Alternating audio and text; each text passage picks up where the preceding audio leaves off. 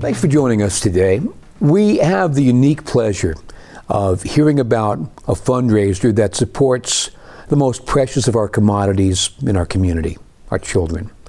And with us today are two staff members and the board chair for the Windham Child Care Association. To my far left, Jim Mayland is the longtime board chair for the Windham Child Care Association, and to his right, Shanta L.E., who's the Director of Development and an artist, and Sarah DiNicola is also a staffer with the Windham Child Care Association. She's on my right. Now, I am married to somebody who used to be in child care, and I know that it's very important, and there's practically no money to go around for staff. So you are treading a fine line here. So that's why fundraising comes in.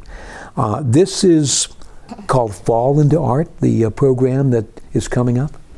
That's correct, Tim. Fall into Art, this is our fourth year now, but this is our second year at All Souls Church, which will take place October 17th. There are some 50 artists, or maybe 60 adult artists who have contributed, who are joining this gala event, and some 40 children's art will be at this silent auction. Great thing, because not only are you celebrating Brattleboro's burgeoning arts community, but you are supporting the creativity and work of our youngest citizens, and whatever we can do to do that, all the better. Precisely.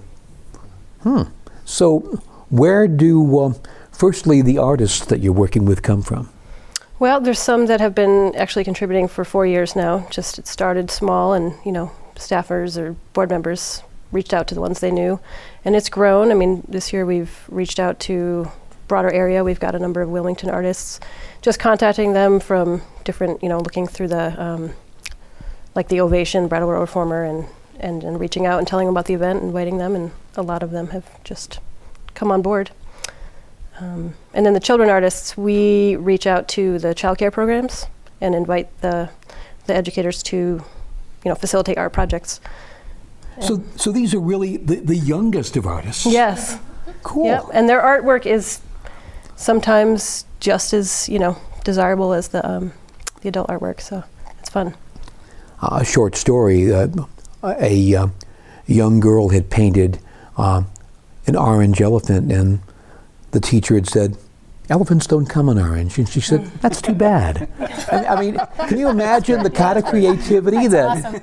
Yeah. So was there any selection or jurying of the students? Yeah, I mean, we collected a lot, and we're just, we want to have maybe not too many of one style. We're just trying to be a little bit selective about what would actually sell. It is a silent auction, so a little bit selective. That selection process is really fun, Tim.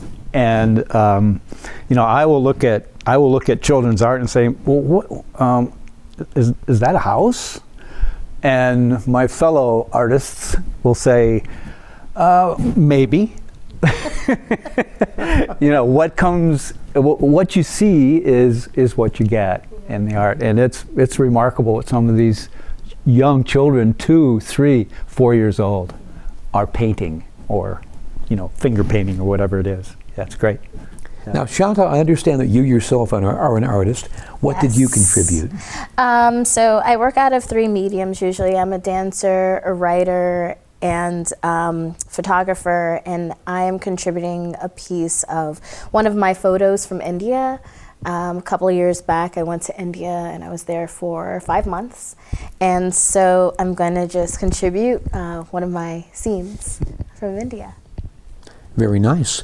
So it sounds like you've got a variety of art and media there that will be available for yeah, auction. I mean, every kind. We've got jewelry, we've got pottery, woodworking, glasswork, sculptures, painting, everything, actually. Something that I've done this year that is just absolutely wonderful in my retirement is to visit artists in their studio. And I have spent sometimes an hour and a half talking with artists and looking at their work and listening to them talk about creativity and their vision. It's wonderful stuff. It's a new chapter sort of in my life. Well, it sounds like you never really retire, you just move on to another pursuit. Exactly. So, Wonderfully so. is there any admission for this event? Yeah, you want to? Sure. Yep. Tickets. There, you can get advance tickets for $20, and then at the door it'll be $25. And they are for sale on our website or at our office, which is 130 Bird Street, or calling in.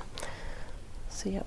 But recognizing the economy and how difficult it is for childcare teachers and educators to make a living, Tim, we provide a 50% discount for those people, and then parents of children as well as adult artists get in free. So, I mean, we think that's appropriate, and we're excited about just seeing everybody and having a good time. What's the biggest issue? Being able to provide affordable child care and take care of the people that are providing it, having child care at all, or trying to raise awareness about these issues? I think probably all of those things, because if we're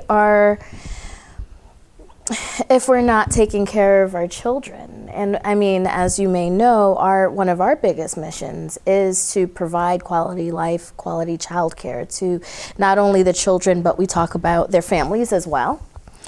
And I think that all of the hands that are coming in contact with that child should be taken care of. So that includes families, that includes the educators, that includes their institutions, whether you're talking about schools or all different levels of things. And so, I mean, that's a really good question, because I don't think there's one answer for it, and I don't think there's one focus. I think that it's important, and that's why I think Fall into Art is such an amazing event, because it gets at all levels of, and also illustrating what can happen when you do nurture and provide healthy environment for children and for families.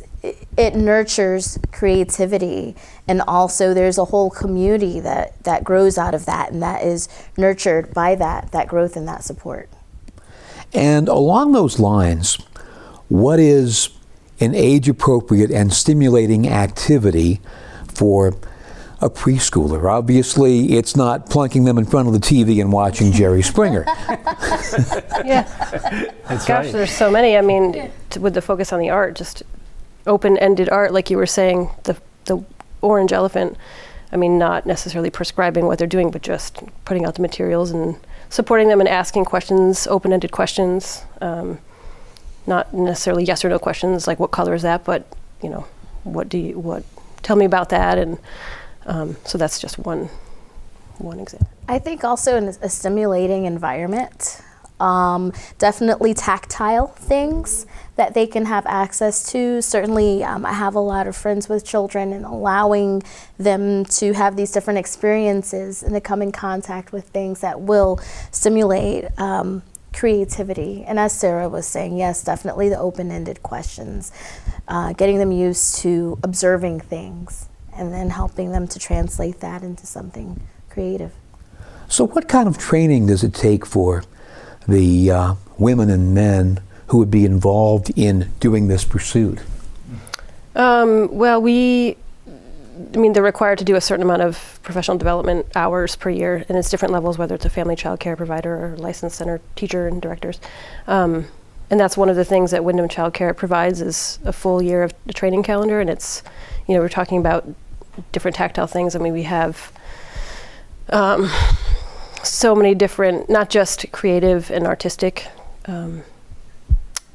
professional development opportunities, but literacy and math and gardening. We do a lot of great things with our farm to preschool. Our calendar is pretty amazing, thanks to our Nancy Witherell's. So there's life beyond the Happy Meal. Tim, we provide I think it's 73 or 75 trainings for child care educators, and throughout the year. And the other thing that I was going to mention back to the stimulating environment was that we know so much more about the brain and the cognitive development. It's very sad that many elementary schools are getting rid of their phys ed programs, getting rid of, music and art, and we know that that's a really significant part of the development of the brain. We know that the research shows that. So, that's what our providers try to do, and that's what these trainings are all about. How best to get the kids active and, developing well. There's an average day that would include both fine motor skills, just simple learning and asking open-ended questions, and even getting outside and learning some of the fair play activities that they're going to need no matter how old they get. Mm-hmm. And also, like, we have various programs where they learn about these fresh vegetables and produce and food, and then we're going to be doing something where they can take that back home to their families. So, learning about gardening, learning about their natural environment, and then being able to take that back, which, again, that is a part of the key part of providing the stimulating environment. Absolutely. Is the fact that they can, our providers and educators are exposing these children to so many different things. One of the greatest gifts you can bestow upon a child is to give them an idea of where their food comes from and give them a chance to try different things. Yes. Yes. Yeah, good point. Definitely. Yeah. And so how much of that do you do? Oh, we do a lot. We, as I briefly mentioned, we have our farm to preschool program, and so several of the providers have been involved with gardening activities. There are certainly things offered in some of our workshops about that. Nancy Witherell, who's our staff person who oversees all of those great things, has been working with several childcare providers with the farm to preschool, and at some point this year we're also going to be rolling out something where children will learn about these things on site and then take it back home with menus, with some of the fresh food, and share that with their families. So that's just a little bit, tip of the iceberg of some of the things that we're doing to expand upon not only healthy nutritional eating, but also this is the exploration of your environment, especially in Vermont that has such a huge food culture, fresh food culture. Indeed. I mean, do you include some of the instructions about how to prepare and serve some of these things? Yeah, yep. Are they doing that at Sprouts? Yep, Do the kids get involved? Yeah, our childcare program, Sprouts Early Learning Cooperative, is in the, what Sean is referring to is called Early Sprouts curriculum. And yeah, we've been involved in that for, I think it's been over about a year now. Yeah, and you'll see some of those, you'll see 3 of those kids and a teacher from Sprouts soon. That'll be coming up in just a bit. I do want to ask a couple of things. If you are a parent from either a 2-parent working household or a single-parent family who needs to find quality, affordable childcare, how do you do it? You call Windham Child Care Association. Thank you, Tim. That's a primary, yeah. Yeah, we provide free childcare referrals, and it's not recommendations, but we welcome families to come in, and we'll sit down and talk with them, what their needs are, what their interests are, where they're located, and within a few days they'll get a packet of information, and then it's up to them to contact those programs. And we also, within that, try to educate them about what quality childcare looks like. Now, I'm curious, are we seeing a tight supply and demand on that scene today? Interesting. Yeah, it kind of fluctuates. It is, right now there's a lot of movement. Actually, there's a couple new programs, a couple programs opening, so it's kind of there's a lot of moving parts, but there's always seems to be a need for high demand and low supply for infant care. There's just, because of the ratios, you can only have 1 or 2 when it's a small family-based program, and it's more costly than caring for toddlers and preschoolers, so it's tricky. And that is a really important thing to say, because if you are on any kind of state assistance, you will get a child care subsidy if there is money available in Montpelier. Mhm. Yep. That's correct. Yep. That's another program that we do, the Child Care Financial Assistance Program. We help families apply for that and work with them to make sure they're getting what they need. Now, if there's a potential child care provider out there that says, gosh, I might think about doing this, so what do I need to do? Can you guide me through it? Well, yeah, I don't, again, Nancy, who's, she's kind of our go-to person working with the educators, but she will do an orientation. She could visit them, they can come to the office, and she's just there to offer any kind of support, questions. There's obviously a licensing process, and then once they're licensed and we're registered, Nancy goes back out and does a welcome to child care visit, and we'll have them come into the office too to understand the financial assistance program and what we can do for them. Very nice. I mean, many people may not know you're there, but it's good to know that you are, because you never know when you'll need quality child care. Especially in this society, a lot of grandparents are all of a sudden being tasked with raising small children who might not have thought about these things for a generation. Yeah. And we're serving all of Windham County, which is something that people might forget, because we're on Birch Street in Brattleboro, but we serve all of Windham County. So we have such a reach in this state.